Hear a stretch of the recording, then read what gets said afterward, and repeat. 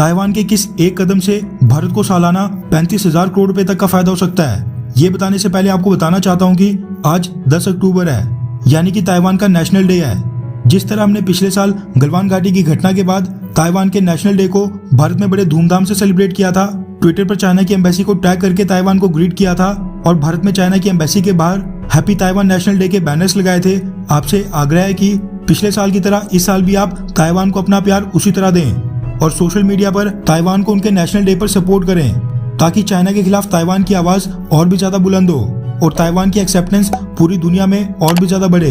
ऐसा नहीं है कि ताइवान के लिए ये जेस्चर वन साइडेड होगा, बल्कि जब भारत का इंडिपेंडेंस डे था, ताइवान के लोगों ने भी भारत को इसी तरह प्यार दिया था।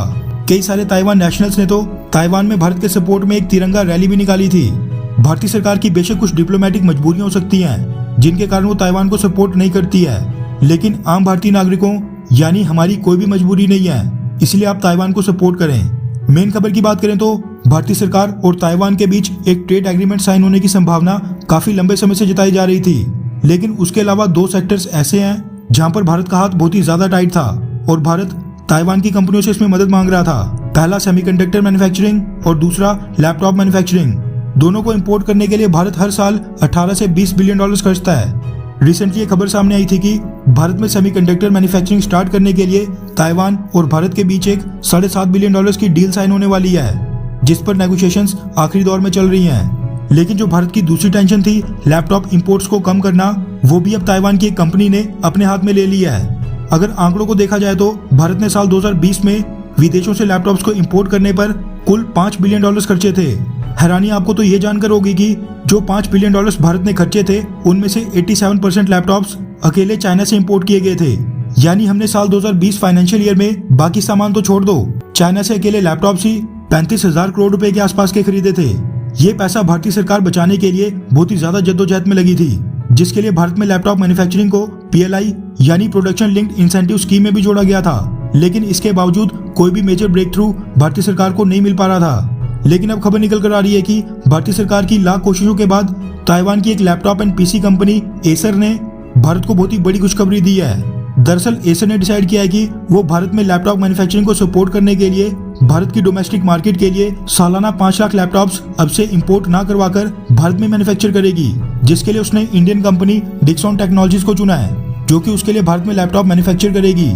खुशी की बात यह है कि एसर कंपनी के लैपटॉप्स की भारत में मैन्युफैक्चरिंग इसी साल दिसंबर के महीने में शुरू हो जाएगी, जिसका मतलब है कि एसर के मेड इन इंडिया लैपटॉप्स बहुत ही जल्द भारतीय मार्केट में उतार भी दिए जाएंगे।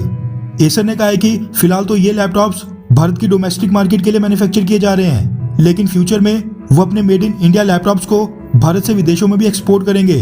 वैसे देखा जाए तो एसर के मेड इन इंडिया लैपटॉप्स की ओर बढ़ने से अब क्यास ये लगाए जा रहे हैं कि डेल, HP और एप्पल जैसे बाकी लैपटॉप मैन्युफैक्चरर्स के ऊपर भी मेड इन इंडिया लैपटॉप्स लाने का दबाव बढ़ेगा, सेम जिस तरह स्मार्टफोन मैन्युफैक्चरिंग में हुआ था। वहीं एक और लैपटॉप मैन्युफैक्चरर लेनोवो ने तो हाल ही में ऐलान किया था कि वो अब से भारत में टैबलेट और लैपटॉप मैन्युफैक्चरिंग शुरू करने वाले हैं। इसी के साथ रिपोर्ट्स ये भी निकल कर आ रही हैं कि भारतीय सरकार ताइवान की एसर कंपनी को PLI स्कीम में भी शामिल कर लेगी, जिससे एसर कंपनी को तो फायदा होगा, लेकिन वो बाकी कंपनीज के मुकाबले अपने लैपटॉप्स भारतीय मार्केट में कॉम्पिटिटिव प्राइस पर लॉन्च कर पाएगी।